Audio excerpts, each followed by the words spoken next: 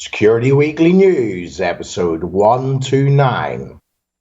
Oddball, BDSM videos, iPhone Wi-Fi hacks, South Korea, Russia, Carnival, and Google. All this and Jason Wood on this edition of Security Weekly News. This is Security Weekly, for security professionals, by security professionals. We interrupt our program to bring you this important message. It's the show that keeps you up to date on the latest security news twice a week, your trusted source for accurate security information and expert analysis. It's time for Security Weekly News. Cyber criminals are working overtime. They're leveraging activity around the COVID vaccine to disguise phishing attacks, hoping to steal money or personal information from your employees or customers. The Barracuda Email Threat Scanner is a free tool you can use right now to help protect your business and ultimately your reputation. The Barracuda Email Threat Scanner analyzes your Office 365 accounts and identifies malicious emails that slip past your gateway and into inboxes. Find the cybersecurity threats hiding in your Office 365 email. Use the Barracuda Email Threat Scanner for free right now at securityweekly.com/Barracuda. It's the week of 19th of June and Aaran Leyland is filling in for the handsome and sexy Dr. Doug on the Security Weekly News. Okay, Doug obviously didn't write that intro. So how about a positive news story? This malware, is it malware or goodware? Not sure. Which is called Oddball, which is being reported on by Sophos, and apparently modifies the host's file on the system to prevent users from being able to access popular piratewares type sites that are often used for spreading malware in the guise of cracked games and so forth. The host file, which is found on Windows and Linux systems, is a common file that acts as the first source of DNS information on both those types of systems to see if there is local information before DNS queries are sent out. I'm not sure of the point of this malware, but it basically, if you run the file containing this malware, it generates a message about msvcr100.dll being missing from the system and tries to contact 1flchier.com, which is Punycode or typosquat reference to a cloud storage provider. Once that is done, it delivers an executable called processhacker.jpg, all sound a bit familiar, which then takes various actions to try and prevent pirate software from running on the infected system.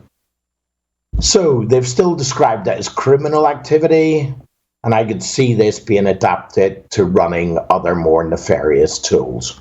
But a fun story to start the day. The US State Senate finally confirmed Chris Inglis to be the National Cyber Director. Chris was the former NSA Deputy Director and will head up the new Office of the National Cyber Director. Sorry, my dog looked at me weird there. That will be the first time there is in a cyber directorship that is located inside the White House West Wing. The new office is the result of an executive order from President Joe Biden, which was a response to the Colonial Pipeline and SolarWinds attacks earlier this year. So, apparently if you try to join your iPhone to a network named %P, %S, %space S, %space S, %N, it causes the iPhone to permanently shut off the Wi-Fi, at least according to a tweet from Carl Shu. Carl posted a clip showing the connection, and then the iPhone basically shuts down. Bleeping Computer confirmed this by testing it over and over, and Code Colorist then basically examined the whole thing and called it a format string bug.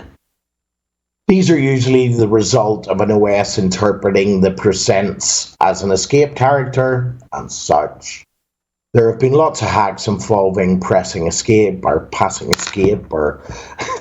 escape to strings, to stacks and so forth. She is the founder of Secret.club, which is a blog about reverse engineering, hacking and breaking things, so you may want to check it out. The idea here is that this could, of course, be weaponized by hackers using these types of things in public places. Interesting. South Korea's Atomic Energy Research announced that their internal networks were hacked by North Korea this month using a VPN vulnerability. The attack apparently occurred on the 14th of June, and that the internal network was breached. The VPN vulnerability was an unpatched VPN device.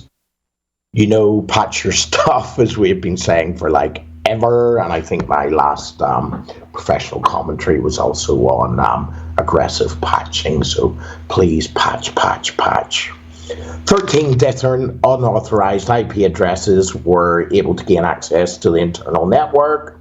At least one of the IPs were linked to North Korea and a state-sponsored group called Kimsuke, which is believed to be affiliated with the North Korean Reconnaissance General Bureau Investigation Agency. That was easy for me to say. The Kimsuke group has been targeting the South Korean government for some time with phishing attacks and other approaches to attempt to breach various agencies and offices in the South. There were no further details in the article about the attack. Russia banned the use of Opera VPN and Viper VPN and classified the services as threats. The ruling claims that in accordance with the regulating on responding to threats to circumvent restrictions on access to child pornography, suicidal, pro-narcotic, and other relevant bad things, and prohibited content. Restrictions to the use of these services will be introduced on the 17th of June, about 5 days ago, and the Russian government had previously informed two VPN providers that they would have to connect their systems to the Russian state information system to allow them to block access to certain websites. Only Kaspersky Sure Connection had complied with the demand at this time. NordVPN, Hide My Ass, Hola VPN, OpenVPN, Viper VPN, ExpressVPN, TorGuard, IPVanish, and VPN Unlimited have declined the connection requirement. The use of VPNs, Tor, and other proxies have been banned in Russia since 2017, but enforcement has been lax at best. This did not affect the companies using the VPNs that had requested being on a whitelist. Carnival Corporation, cruise ships, was hit for the second time this year, and the fourth.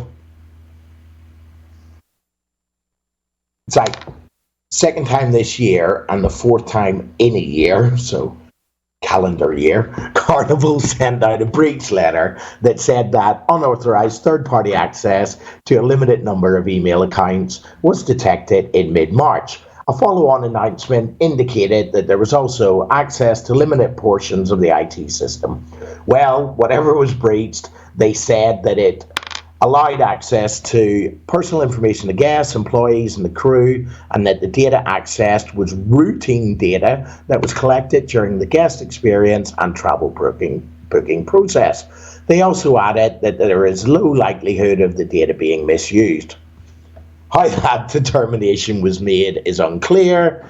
Basically, the story goes on to talk about how there's been little fallout in the stock price of Carnival due to these attacks. As such, Carnival is not that likely to take any action to improve the situation. Google has added Face ID to the iOS version of Chrome and allowed you to lock incognito tabs. With it, even if you leave your phone unlocked, to get the incognito tabs you left open requires Face ID. Okay, honestly, if you have this problem, I'm not one to judge, but you may have other problems too. Okay, when we return, Jason Wood joins in with a commentary. As technology continues to evolve and expand, so have the attackers that put our critical systems in jeopardy. Core Impact from Core Security is a penetration testing tool that safely finds vulnerabilities using the same techniques of adversaries, with certified exploits and wizards that guide you through critical pen tests while maximizing the time of advanced testers by automating their routines. With Core Security, you can safeguard your infrastructure by limiting access, detecting threats, testing for security weaknesses, and efficiently monitoring data. Visit securityweekly.com/core security. Some say he never blinks and that he roams around the woods at night foraging for wolves. Some say that he's terrified of ducks and that there's an airport in Russia named after him.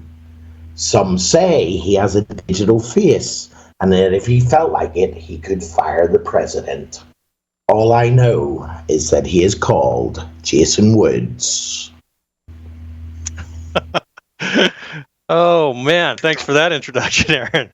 And ducks are terrifying. Who isn't scared of those things, especially the ducklings?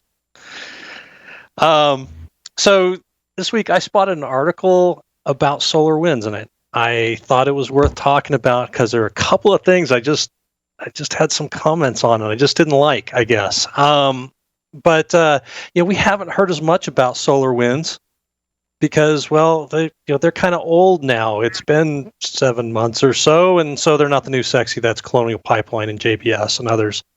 And they will be until there's the next new flashy breach. But the decrease in news coverage doesn't mean there's still not stuff still happening with solar winds and the fallout from that. And yesterday, Reuters published an article that was basically sent from the acting director of the Cybersecurity and Infrastructure Security Agency, and I'm just going to call it CISA from here on out, to Senator Ron Wyden to answer several questions that Senator Wyden had asked of the agency about solar winds and the intrusion there. And so, the first thing I wanted to talk about in here, it was kind of really the thrust of the article. Basically, Brandon Wales, again, the acting director, responded to this question about whether or not blocking outbound traffic through your firewall would have prevented the malware, the implant, from operating. This is something that SolarWinds CEO had made a comment on, and so he was asking CISA for their opinion on it, and actually whether blocking firewalls is a good recommendation, because that's something the NIST recommended and has recommended for ever. And so, he basically responds back, says, yes, we agree with NIST. We should block all of this stuff by default. Big shocking surprise there. But he did go on to say that, in response to the question about whether or not the malware would have been operable with outbound blocking of the firewall, he agreed basically that yes, it would have been. And as he put it, it appears that the malware would have been, and this is the quote, neutralized the malware, end quote. Now, I'm going to leave the term neutralized alone for a moment, and just kind of comment on the, just say that the malware as it stood wouldn't have functioned with that type of blocking, that defense in place. So I wanted to bring this up because getting things implemented in our environments is frequently an exercise of politics as the main problem and not technology. We know how to do this stuff. It's not amazing here, but the getting the buy-in to do this can be really difficult. People fuss about this. So here is something for you to point at. Hey, this is relevant. This is something that people who are not in security or even in technology would know about. They would know about the SolarWinds breach, and you can pop up and say, hey, look, this line of a defense would have been effective against this implant had the breached organizations had it. Basically the backdoored implant in the SolarWinds software wouldn't have been able to reach out to command and control. That would have defeated them in this case as the malware was currently implemented. So go to the show notes, copy this link, check out the letter that was in there. It's not terribly exciting, but it's still useful. Use that for evidence and backing to kind of get this message across. Hey, this is an effective defense. Now, one of the problems I have with the article, though, is, again, back to this term of neutralize the malware. Let's be real. Yeah, the malware running inside the victim network would have been running inside their network. Nobody's going to like the idea of software written by a state-sponsored adversary running in their network, even if it can't reach out to command and control. Nobody likes this idea at all. It wouldn't have neutralized it. It wouldn't have stopped it. It would have run. It just wouldn't have been able to get out and connect to the C2. So, it's not neutralized. It's just hampered here. But there are some benefits of this, right? It certainly would have made more noise in firewall logs. You'd have seen deny events getting created, and that would have made it maybe easier to detect and respond to and get it out. But the underlying message feels like in this article that they're saying, hey, if this basic little control, like this one weird trick by systems administrators was put into place, this whole breach would have never happened. Well, no, not really. It would have made the adversary's life harder, absolutely. But I just don't like that kind of message that's part of this. One of the things that I have definitely come to understand, particularly in my current job, as you're watching adversaries operate and seeing the commands they run and the things they're doing, we have very smart thinking people on the other side of this activity out here, trying to figure out how to get into environments and how to get around defenses and stuff like that. If they knew that it was more than likely that outbound firewall connections just blindly out to the internet were going to be blocked, they would be looking at how are we going to get around this? Do they allow maybe just port 80 instead? Can we tunnel port 80 through a proxy or something like that? And just have it relayed out. These are things that they would be talking about. So, just because sometimes it's tempting to maybe look at and say, because we don't know the names, we don't know the faces of the people behind all of this, to have this kind of arm's distance, well, it's just computers attacking computers. But even in that case where we've had things like WannaCry running around automatically compromising things and encrypting them, somebody wrote that. So we have a thinking adversary behind this. So, I think in this case, if that was going on, the adversaries would have absolutely spent time brainstorming, coming up with ideas. How are we going to deal with this? How are we going to get around that? Simply doing something like one defense and say, yep, that's it, we solved it. Yeah, it's not going to happen. We all know that. So I have a little bit of a quibble here with Reuters and how they phrase this. There are other things that the adversaries could have done. They're very determined and focused on their missions, particularly the state-sponsored folks, on how they want to get in. So, basically, I look at this and I say, yes, this was an effective defense in this particular case. But, if they really wanted to do it, they would be trying to adapt and respond to that. However, our job as defenders is to make life as difficult for them as possible. They're going to look for easy mechanisms to do things. And if they can't use that, then they're going to have to use more complex mechanisms. Complexity starts breaking down, starts making more noise, moves the scale back into our ability to catch them. And at this point, they did make a comment in here that the director of CISA said, I didn't know of anything that would have detected the follow-on activity or whatnot. I have a little bit of a problem with that because we as people, as hunters and defenders, absolutely have the ability to do that, to look for follow-on activity and things happening in our environments. Now, the Reuters article does kind of acknowledge it towards the end that, yes, this would have made networks more resilient to these type of attacks, and that's an accurate statement, but it's just not a silver bullet. We have to be out here, though, doing the basics, and configuring default deny is definitely one of the basics, but we also need to be in there actively monitoring and hunting and trying to find the adversaries in their environments. Assume that they found a misconfigured system and be out looking for them actively, and don't wait until something turns red. And if we can do that, we can kind of turn the tables. Yes, they can get into the network, maybe on a misconfigured system, but as they get oriented to the network, they try to accomplish their mission. Now they have to be perfect, and it makes it much easier for us to start detecting them and responding to them if we're in there looking for them and going after them. So go ahead and take a read at the article. I think it's, like I said, I think it's really useful if you're looking for political ammunition.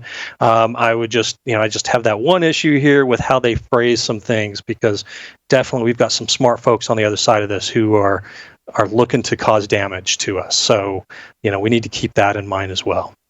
With that, Aaron, back over to you. Thanks, Jason. SolarWinds being the story that runs and runs, and unfortunately, I think it's going to just keep on running. And in my day job, I actually had a meeting with the SolarWinds CISO about 8 or so weeks ago, and I did appreciate his openness and candor. But I do think when we're talking about APTs and nation states, that supply chain attacks and being able to slip things in the back door during upgrades or patches is going to be a tactic that they're going to really enjoy, and it's not going to be found out very hard. But yeah, thanks, Jason. I think it's going to run and run and run. Okay, and finally, on the BDSM scene, Twitter and OnlyFans suspended user accounts that leaked a BDSM video which featured New York City Council candidate Zach Wiener. The video, which is being leaked only a week before the election cycle in a hotly contested election in New York, features the candidate in the company of a dominatrix. Now, I don't care what you do in your spare time as long as everyone is of age and consenting, and Mr. Wiener is perfectly okay to have some fun with Mistress Harley. But the real story to me is that one, once again, if you film it, someone will see it. So just understand that before you go out this weekend with whatever you're up to in a safe and secure environment. So Mr. Wiener released a statement that he was not ashamed and that everyone was having a good time. It was nice to see Twitter and OnlyFans taking some action, but I think the statement that Mr. Wiener released basically owned the whole thing, as he said, "Hey, I didn't intend for you to see that, but I was having a good time. No one was getting hurt." I'm not sure that's the point of dominatrix, but anyway, and this is just an attempt to distract you. Maybe we will eventually get over some of this. Bit of commentary from Dr. Doug. And yes, this is a real story. And yes, I put it in just to get Aaron to say Wiener a bunch of times. Thanks, Jason. Thanks for joining us today on Security Weekly News. Dr. Doug, back Friday.